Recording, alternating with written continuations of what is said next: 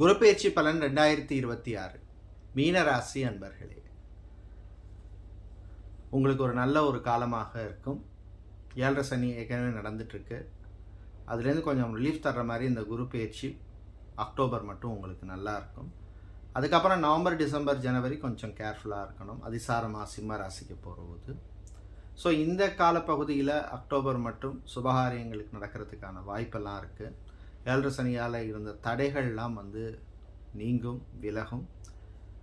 உத்தியோகம், தொழில், வியாபாரத்தில் இருந்த மந்த நிலைமை மாறும். விவசாயம் பண்ணுறவங்களுக்கு பெருசாக லாபம் இல்லாமல் இருந்திருக்கும்.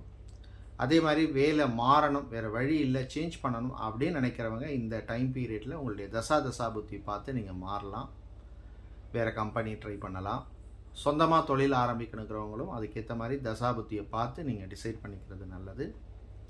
பெண்களை பொறுத்தவரையிலே சுறுசுறுப்பாக இருப்பீங்க இந்த காலகட்டத்தில். ஆண்களை பொறுத்தவரையில் நம்பிக்கையுடன் இருப்பீங்க. வெளிநாட்டிலே வேலை செய்கிறவங்க, வெளிநாட்டில் படிக்கிறவங்களுக்கெல்லாம் அனுகூலமாக இருக்கும். அரசாங்கம் சம்பந்தமான விஷயங்களில் இருந்த இழுபறி நிலைமை மாறும். புது நட்புகள் உருவாகும். காதல் இனிக்கும். உங்களுக்கு அதிர்ஷ்டமான வழிபாடு லக்ஷ்மி நாராயணர் வழிபாடு. நன்றி.